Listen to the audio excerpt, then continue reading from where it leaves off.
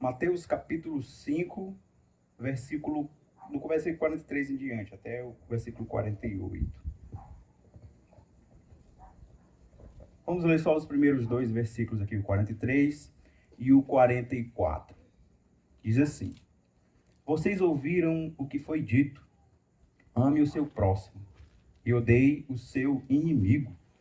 Mas eu digo: amem os seus inimigos e orem por aqueles que os perseguem. Vamos orar mais uma vez? Vamos abaixar nossas cabeças.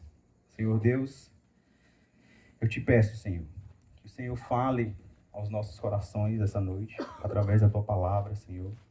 Que os ensinamentos mostrados aqui e escritos na tua palavra, Senhor, há muitos anos, eles possam ser expostos para a tua igreja de forma clara, para que os nossos irmãos possam entender, aprender mais de ti e aplicar nas suas vidas, Pai, aquilo que nos é ensinado. Meu Deus, que o Senhor possa falar aos nossos corações, porque se depender do pregador, a igreja vai sair com fome. Mas nós sabemos que o Senhor honra a sua palavra e nós te pedimos que o Senhor fale aos nossos corações essa noite. Amém, Senhor. Amém. Em 1981, quem aqui já se entendia por gente em 1981? Alguém se entendia? Eu não, eu nasci em 91, né? Mas isso é um fato histórico que todo mundo conhece. Eu acredito que a maioria aqui vai saber do que eu estou falando. Em 1981, o Papa João Paulo II, alguém já deve estar pensando em o que é, né? O Papa João Paulo II, ele levou 2 tiros. Ele estava indo no Papa Móvel, eu não lembro o local, eu não sei se era lá em Roma, na Itália, eu acredito que era. Sim, enfim, eu sei que um homem chamado Ali Agca disparou 4 tiros contra ele, acertou 2 no seu abdômen, quase o levando à morte. O Papa da Igreja Católica Romana. E o mais interessante é que 5 dias depois, né, o Papa não morreu, ele sobreviveu, né, aos tiros. 5 dias depois, ele ainda em recuperação. No momento lá da proclamação do Ângelus, alguém sabe o que é o Ângelus aqui? O Ângelus são as batidas do sino que tem 6 horas, 12 horas e 6 horas da noite, que representa ali a mensagem, representa a mensagem ali que o anjo Gabriel trouxe para Maria sobre a concepção de Jesus. E aí eles têm essas tradições lá, esses momentos, né? E nesse momento lá, o Papa já estava fazendo transmissões para o pessoal lá que ficava na praça lá da Basílica de São Pedro. Ele disse assim: rezo pelo irmão que me atingiu, a quem perdoei sinceramente. Concluindo aqui bem rapidamente, sem pensar muito sobre o que o Papa disse, ou as implicações do que ele disse, ou ele ter dito porque disse, enfim, não sei. Mas, concluindo rapidamente, o amor superou o ódio, né? Esse é o tema da nossa pregação, proposto para hoje. O que nós aprendemos nesses textos aqui: o amor supera o ódio. Mas alguém pode... mas ele talvez pode ter falado só por falar, ou só porque ele é o Papa e ele precisava dizer alguma coisa. Enfim, não vamos entrar nesse mérito. Mas o fato é que, se nós pensamos dessa forma, né, tratamos assim como algo meio clichê ali, é porque nós pensamos sobre isso dessa forma. O amor, quando a gente ouve a frase, o amor supera o ódio, nós pensamos assim que ela é um pouco clichê, né? A gente vê isso em todo canto, a gente vê isso em filme, a gente vê isso em redação, a gente vê isso em música, em livros. Todo mundo já deve ter visto essa frase, ou essa frase com esse sentido, né? Que o amor venceu a guerra, tem até uma música, o amor venceu a guerra, né? Para quem não conhece aí, não precisa ir atrás também, né? Não é muito legal, mas enfim. O amor superou o ódio. E nós tratamos muitas vezes essa frase como ela é um pouco clichê. Parece que está assim, internalizado isso em nós. Mas o que a Bíblia diz sobre essa temática, sobre o amor que vence o ódio, ou o amor que supera o ódio, ou amor e ódio, né? O que o Senhor diz sobre isso. E os textos que nós vamos estudar essa noite, esse parágrafo parágrafo aqui do final do versículo do capítulo 5, do versículo 43 ao 48, Jesus está falando justamente sobre isso. E nós até já lemos aqui o versículo 43 e o 44, onde ele diz, vamos ler novamente, ele diz assim: vocês ouviram o que foi dito, ame o seu próximo e odeie os seus inimigos. Mas eu digo, amem os seus inimigos e orem por aqueles que os perseguem. Olha que Jesus já está trazendo essa ideia, né? Mas nos atendo aqui ao versículo 33, por enquanto, Jesus ele afirma, vocês ouviram o que foi dito, ame o seu próximo. Ame o seu próximo, acho que todas as Bíblias aí devem ter uma notinha de rodapé, dizendo onde está escrito esse texto.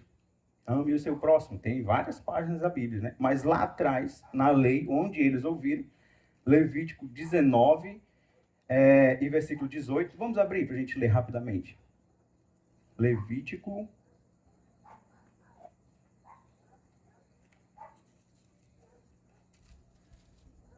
capítulo 19, versículo 18. Diz assim, todo mundo encontrou? Amém? Diz assim, não procurem vingança, nem guardem rancor contra alguém do seu povo, mas ame cada um o seu próximo. Ame cada um o seu próximo, como a si mesmo. Eu sou o Senhor. Aqui Moisés, ele está falando de várias leis para o povo, e Deus está mandando Moisés escrever lá, e ele escreve repete isso, porque já foi falado isso, é um dos mandamentos, né? Amarás o teu próximo como a ti mesmo. O segundo maior mandamento, segundo Jesus, nos evangelhos. Perfeito, está escrito isso na Bíblia. Eles ouviram falar disso porque está escrito na Bíblia. Mas agora, odeie o seu inimigo. O versículo 43, ele diz, né, que Jesus está dizendo assim, ó, vocês ouviram o que foi dito, ame o seu próximo e odeie o seu inimigo. Alguém se atreveria a me dizer aqui onde está escrito, odeie o seu inimigo na Bíblia? Não tem. Nas Escrituras do Antigo Testamento, a gente não encontra essa passagem dizendo assim, ó, odeie o seu inimigo. Há comentaristas que supõem que talvez o odeie o seu inimigo foi adicionado depois, né, pelos cristãos ali, numa forma de zombar dos judeus, foi adicionado na Bíblia posteriormente. Mateus tem escrito isso daqui, mas isso é descartado rapidamente, né? Mas o fato é que Jesus está falando de algo verdadeiro, né? Eles ouviram de alguém, das Escrituras não foi, mas eles ouviram. E eles praticavam isso, né? Há até relatos também de comunidades mais afastadas, mais isoladas, digamos assim, lá nos árabes. A gente tem lá o pessoal da Al-Qaeda, do Hamas, não sei de quê. Então, tem um bocado de facções, digamos assim, né? Povos que têm uma forma de crer mais extrema ou menos extremada e tal. Israel também tinha esse povo, principalmente perto de Jesus vir ao mundo, nascer ali. O pessoal da comunidade de Qumran. O pessoal da comunidade de Qumran, eles tinham o seguinte ensinamento: ame os da comunidade e odeie quem não faz parte da comunidade. Esse povo lá, eles viviam mais afastados, eles eram mais puros, assim, esperavam a vinda do Messias e eles se achavam os tal, vou logo dizendo, né? Eles eram os excelentes ali, né? É tanto que vários escritos dos Qumranitas foram descobertos agora na década de 40, eu acho, né? Josivan, me confirma aí, Josivan? Não sabe, não. Na década de 40 foram descobertas várias cavernas dos escritos desses povos. Inclusive, a nossa teologia hoje ela está muito influenciada com os escritos desses povos que foram dizimados há muito tempo atrás, mas eles esconderam tudo lá nas suas cavernas, dentro dos potes e tal. Foi engraçado que para descobrir essa caverna, o menino estava brincando, jogou uma pedra, a pedra atravessou a parede, e quando entraram lá descobriram esses vários artefatos e esses escritos dessa comunidade. E eles tinham esse pensamento de que eles não deveriam ter contato com as pessoas que não eram eleitas, que Deus não elegeu, e odiavam essas pessoas, né? Tinham uma certa repulsa. E, no geral, parece-me que o povo aqui tinha esse pensamento, como eu já falei, né? O raciocínio popular é de que se Deus ordena o amor pelo próximo, então o ódio pelos inimigos é implicitamente admitido ali, né? Talvez até mesmo autorizado. E o povo vivia dessa forma. Eles odiavam aqueles que não faziam parte do judaísmo, que não eram judeus, os gentios. Né? E a gente vai ver nesse texto aqui o Senhor dando exemplo disso. Mas no versículo 44, Jesus fala contra isso. E fala duramente. Né? Deixa eu beber mais um pouco d'água.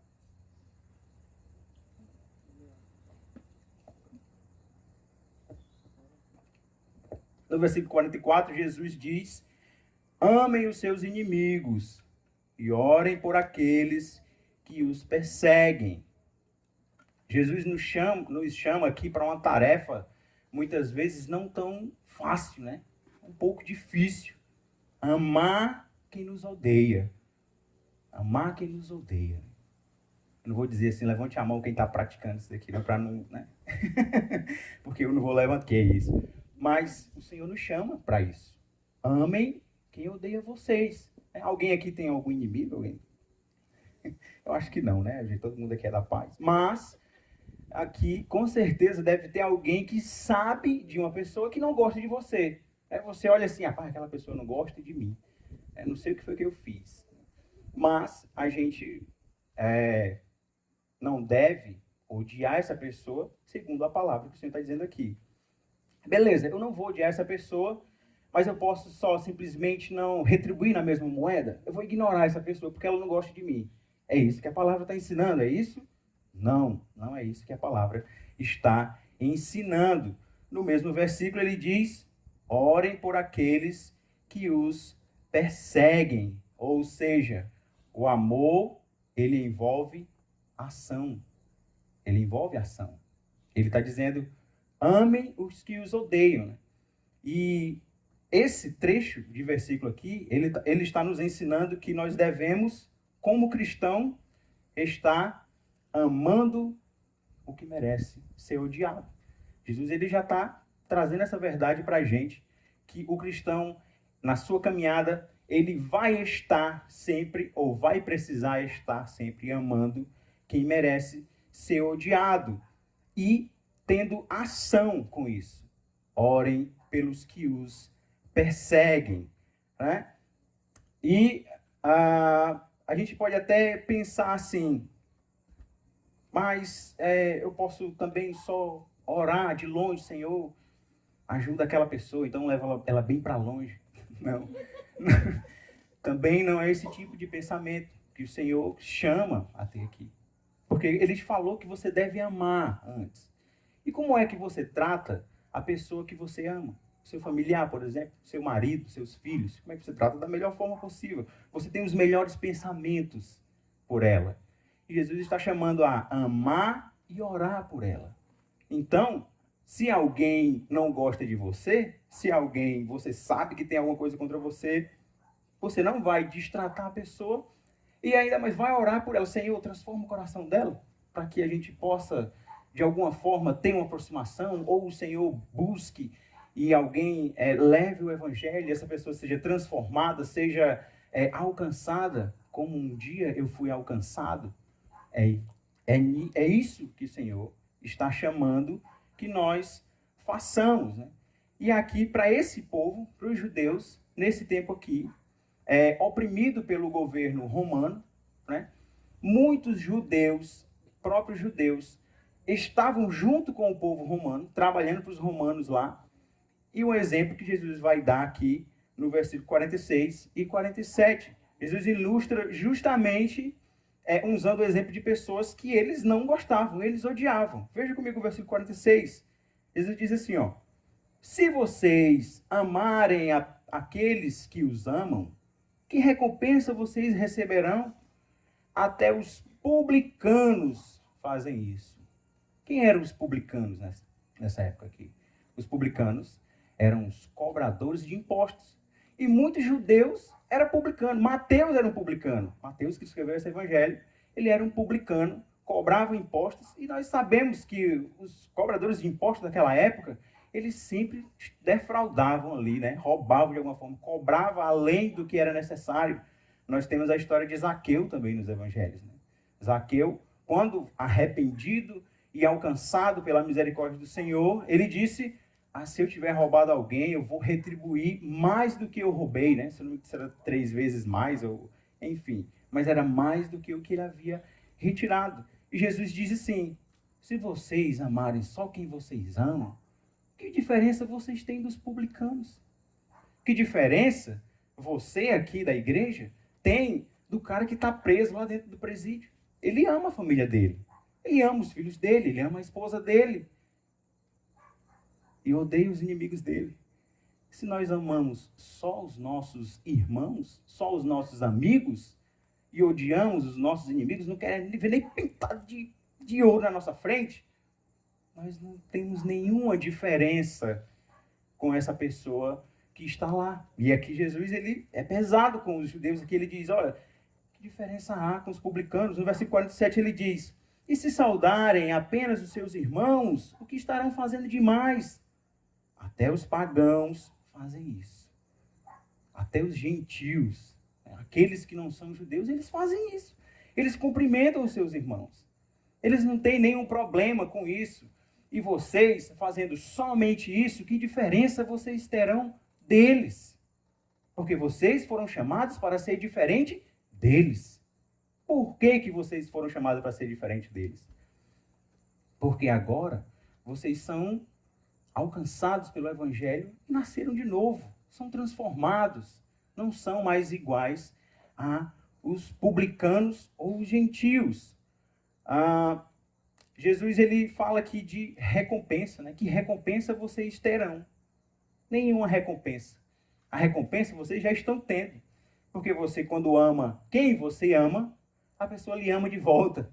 E ali já acabou a recompensa. E a recompensa de quem ama os seus inimigos é muito além disso. Vai muito além disso. Demonstrar amor nas situações onde não cristãos demonstrariam ou não demonstrariam, definirá o diferencial que precisa haver em nós.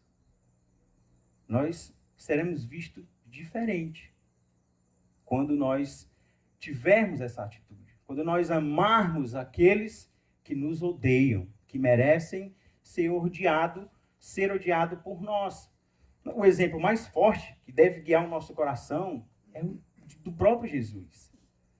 Há um estudo sobre o texto lá de Lucas, que o verbo está no tempo imperfeito lá, e acredita-se que no momento da crucificação, quando Jesus estava lá e os ferros estavam sendo cravados nas suas mãos e pés, ele repetia continuamente aquela oração: Senhor, perdoa-lhes, porque eles não sabem o que fazem. Jesus, ele orava pelos homens que estavam maltratando ele ali, que estavam crucificando ele que estava batendo nele lá, que bateram nele, ele orava constantemente: Jesus, perdoa-lhes, porque eles não sabem o que fazem. O que Jesus está fazendo? Ele está orando pelos inimigos dele. E ele, acima disso, ele está amando eles, porque ele está pedindo ao Pai, ao seu Pai, que é Deus, o Senhor dos céus, que perdoe esses homens que estão fazendo mal contra ele, porque eles não sabem o que fazem. É um exemplo forte de Jesus, né? E se a cruel tortura da crucificação, ela não pôde silenciar a oração de Jesus, do nosso Senhor, que dor, orgulho, preconceito poderiam justificar o nosso silêncio diante dos nossos inimigos? Nenhum. Nós somos chamados a orar pelos nossos inimigos, a amar os nossos inimigos, a orar por aqueles que nos perseguem. Nós somos chamados a isso, a essa verdade que nos constrange, que muitas vezes nós nem pensamos em exercitar, nem queremos que passe longe esse pensamento da nossa cabeça, de pelo menos orar por alguém que nós sabemos que tem alguma coisa contra nós, ou que até mesmo nós temos alguma coisa contra a pessoa, porque nós não somos perfeitos. A todo momento nós estamos arrumando motivos para ter uma intriga com alguém. E o Senhor nos chama a ter um coração diferente disso. Mas a gente pode perguntar, mas para que essa exigência tão grande de que eu demonstre ações de amor para o meu inimigo? E a resposta, ela está no próximo versículo que nós vamos ver aqui, que é a segunda verdade do nosso texto. A primeira, eu já falei, amando os que merecem ser odiados. E nós precisamos estar amando quem merece ser odiado, porque amando eu me torno filho. Eu me torno filho. Leia comigo o versículo 45. Na continuação do 44, vamos ler o 44 também, ele diz, mas eu digo, amem os seus inimigos e orem por aqueles que os perseguem. Aí o versículo 45. Para que vocês venham a ser filhos do seu Pai, que está nos céus. Veja que interessante.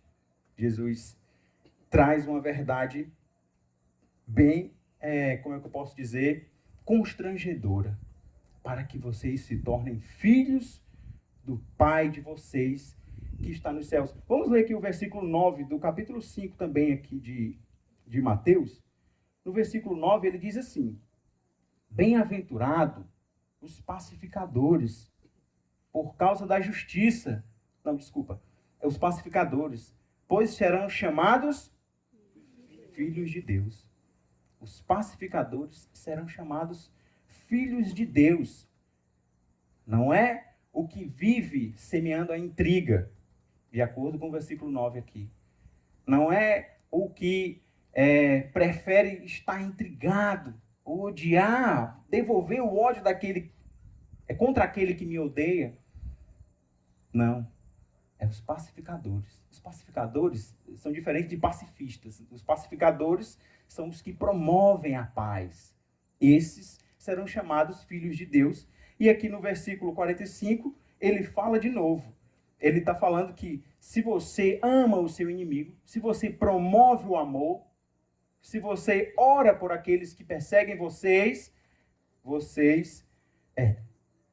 para que vocês venham a ser filhos do seu Pai que está nos céus. O ponto da mensagem aqui é anunciar a necessidade de buscar um tipo de filiação moderada no caráter de Deus. Nós já somos filhos do Senhor, nós sabemos disso. Nós somos filhos por adoção, né? Cristo na cruz nos deu esse direito de filhos por adoção. Mas aqui, esse texto, ele nos chama para uma ideia de filiação modelada no caráter de Deus. Por que no caráter de Deus? Os próximos versículos eles vão falar qual é a atitude de Deus. Aliás, nesse versículo ainda ele vai falar qual é a atitude de Deus em relação àqueles que odeiam a Deus. Né? Um dia era a nossa condição. Dizíamos que amávamos a Deus, mas nós hoje sabemos que não amávamos. Amávamos a nós mesmos, egoístamente. Né? Sobe minha.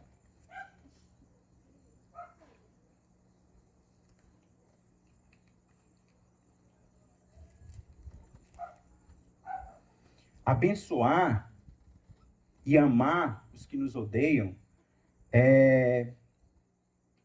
isso vai mostrar que nós estamos alinhados com esse caráter de Deus.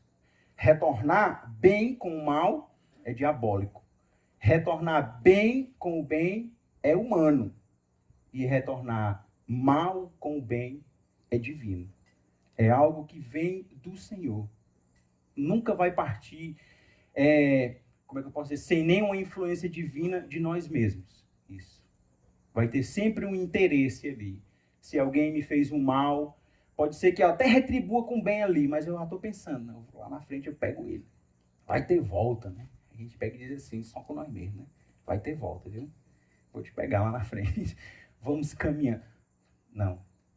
O caráter divino em nós, ele vai expulsar isso do nosso coração. Nós estaremos demonstrando que somos filhos de Deus e não demonstrando numa questão de que porque eu sou filho eu tenho que fazer isso, não. É porque eu tenho um pai e esse pai, ele me envolve de uma forma que eu faço a mesma coisa que ele faz na minha caminhada cristã. Vamos ler o resto do versículo 45, ele diz assim, ó: porque ele faz raiar o seu sol sobre maus e bons, e derrama chuva sobre justos e injustos. O sol é dele, a chuva é dele, e ele concede sobre justos e injustos. Esse é o caráter de Deus divino. Ele poderia destruir essa humanidade. Por que ele poderia destruir? Porque eu vejo as ações de alguém que está perto de mim, que eu considero que é uma pessoa má, eu vejo as ações dela, né? E ali eu já reprovo alguma coisa. Não, mas ele é bom, ele, né? Ele ama, pelo menos a família dele ele gosta. Mas o Senhor, estava até conversando com os meninos ontem lá em casa, o Senhor, ele vê o coração, ele vê toda a maldade que há em nós. Toda. Ele não deixa de ver nenhuma, ele vê toda a maldade que há no coração do homem. E mesmo assim, ele não destrói o homem. Ele não já lança o homem. Ele poderia justamente já lançar o homem no inferno. Mas ele não faz isso. Ele faz o quê? O sol que é dele, todo dia nasce sobre justos e injustos. A chuva dele cai também sobre justos e injustos. A misericórdia dele, todas as manhãs, ela é derramada sobre justos e injustos. A misericórdia que não destrói. Esse é o caráter de Deus. E essa ideia do caráter de Deus, onde ele derrama sol aliás, ele concede o sol e a chuva sobre todos, desde a reforma, os calvinistas, desde Calvino, a gente entende isso como a graça comum do Senhor. A graça comum dele é derramada sobre todos os homens. Todos os homens. Sem exceção. Ela é derramada sobre todos os homens. Né? Romanos capítulo 1 diz o quê? O Senhor se revelou no coração do homem através de todas as coisas criadas. Há ali uma faísca de Deus em todo o homem. E isso é a misericórdia do Senhor sobre o homem. Isso é a bondade de Deus sobre todos os homens, sem distinção. Qualquer homem, a graça comum é derramada sobre eles. E ele nos chama, Jesus aqui e o texto, ele nos chama a viver desse modo. Porque assim nós vamos refletir e nós vamos ter a certeza no nosso coração e as pessoas verão isso em nós, de que nós somos filhos de Deus, que nós temos o caráter de Deus em nós. Mas aqui, a gente falta só um versículo para terminar, e a gente pode pensar, por que quem vem acompanhando as mensagens, a gente pregou já esse capítulo 5 inteiro, pregações em quarta-feira, no domingo, a gente pode perguntar por que Deus, Jesus, ele vem com essas antíteses, digamos assim, com essas exigências dessas antíteses aqui. Antítese é quando ele diz, vocês ouviram isso, mas eu digo isso. A gente vê isso desde o versículo 17, isso acontecendo aqui no capítulo 5. Por que Jesus ele vem exigindo o povo não se irar, por exemplo, no versículo 21? Se a gente voltar, a gente vai ver que ele trata sobre a ira no coração, o pecado que mata o seu irmão. No versículo 28, ele alerta sobre ter um olhar puro, certo? No versículo 37, ele nos alerta para o nosso falar, o nosso sim ser sim e o nosso não ser não. Nós temos palavra firme.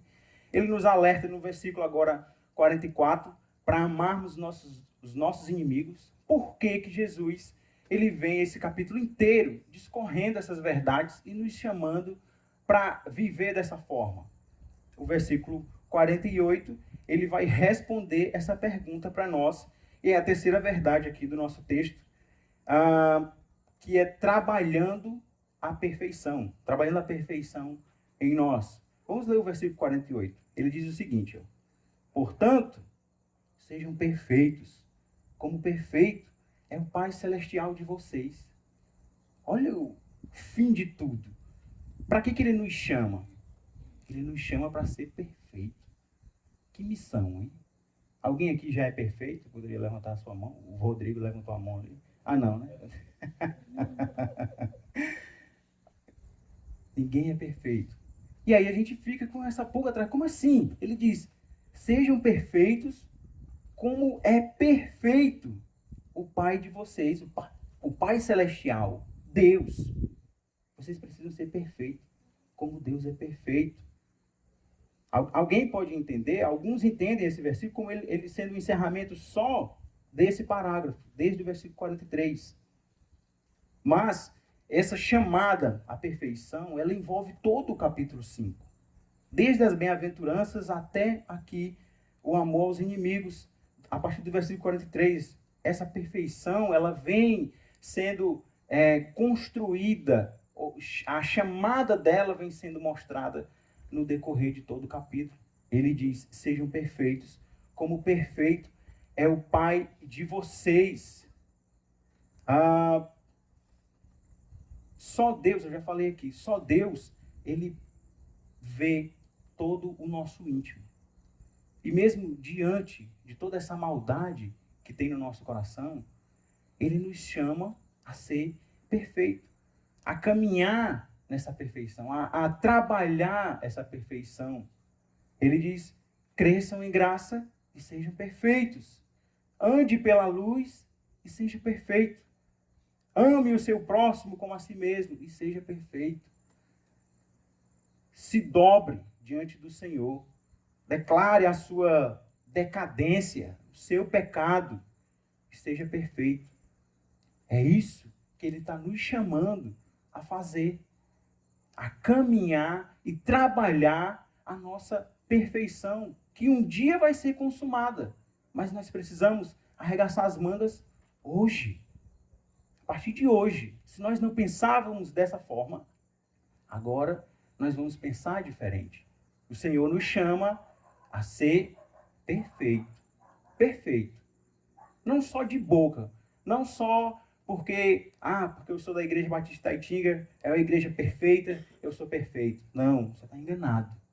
Você precisa ter um sentimento de trabalhar a sua perfeição que parte do seu coração, de dentro para fora. Assim como o seu pecado, ele parte de dentro para fora, sempre. O capítulo 5 mostrou isso para nós, que o nosso coração, ele vai toda a vida nos levar a pecar. Ele nos chama também, em contrapartida, a mudar isso também de dentro para fora, com o auxílio do próprio Senhor, trabalhando em nós essa perfeição. Concluindo, o amor que supera o ódio só pode ser encontrado e alcançado naquele que é a encarnação do amor. Jesus, Filho de Deus, que nos livra de todas as nossas próprias amarras. E assim podemos amar com liberdade. Só em Cristo nós trabalharemos isso. Nós amaremos aqueles que merecem ser odiados. Nós teremos uma atitude diferente que as pessoas verão e dirão assim, essa pessoa é diferente. Ela não é como os outros. No estudo anterior, que foi até na quarta-feira, a gente estudou sobre se alguém der uma bofetada em você, na sua face direita, dê à esquerda. É a pessoa que leva insulto para casa, né? Que não está preocupada com o meu eu, com o que as pessoas vão ver ou vão pensar porque eu não devolvi na mesma moeda. Não. O Senhor, ele nos chama a caminhar uma perfeição onde nós nos submetemos, primeiramente ao Senhor, e damos o testemunho de que somos filhos dele e caminhamos para uma futura perfeição, quando o Senhor consumar tudo, né? Quando toda a história acabar em Cristo, né? Na sua segunda vinda, quando nós seremos transformados e estaremos em total perfeição com Ele e nele. Né? E o que nós podemos aprender aqui desses textos? Eu trouxe aqui algumas aplicações para nós. A primeira aplicação é uma pergunta muito contundente, digamos assim, uma pergunta que nós devemos colocar no nosso coração e mudar se somos se não praticamos o amor. A pergunta é, até hoje, como temos tratado os que nos perseguem e nos odeiam? Até hoje. Eu digo até hoje porque, com certeza, alguém aqui deve ter uma atitude errada em relação a isso. Então, até hoje, como temos tratado? Reflitamos um pouco. Aquela pessoa que nos fez mal, como foi que a gente reagiu? Aquele cara que roubou o seu celular, você pensou ali que ele pudesse ter um infarto, de repente. Né? Não. Como que nós temos tratado as pessoas que nós sabemos que tem algo contra nós? Nós temos amado, nós temos orado por elas para que o Senhor alcance, para que o Senhor mude e essa pessoa não se perca. Uma coisa que nós precisamos lembrar, que nós temos esquecido, com certeza, é que o inferno existe. E que as pessoas que não servem ao Senhor, elas estão caminhando para o inferno. Elas estão trabalhando a sua perdição eterna. E um dia nós estivemos lá também. Nós caminhávamos na mesma direção. E fomos alcançados. Alguém orou por nós. Alguém pregou para nós. Alguém nos amou a ponto de ver aquele pecador miserável e pregar por ele, guiado já por esse amor que flui do Senhor, e nós fomos alcançados. E como nós temos sido em relação àqueles que caminham para a perdição? Nós precisamos mudar a atitude do nosso coração se ela for errada em relação a isso. Nós precisamos amar aqueles que nos odeiam, aqueles que merecem ser odiados. A partir de hoje. Hoje é o dia da mudança, né? Hoje é o dia de virar aqui e fazer a coisa correta. De hoje em diante, eu vou agir como filho, refletindo o caráter do pai, ou eu vou dar mau testemunho do pai? Devemos pensar sobre isso. Que o mau testemunho que damos, ele fala mal também daquele a quem nos alcançou, do pai que nós temos. Então, temos que dar um bom testemunho.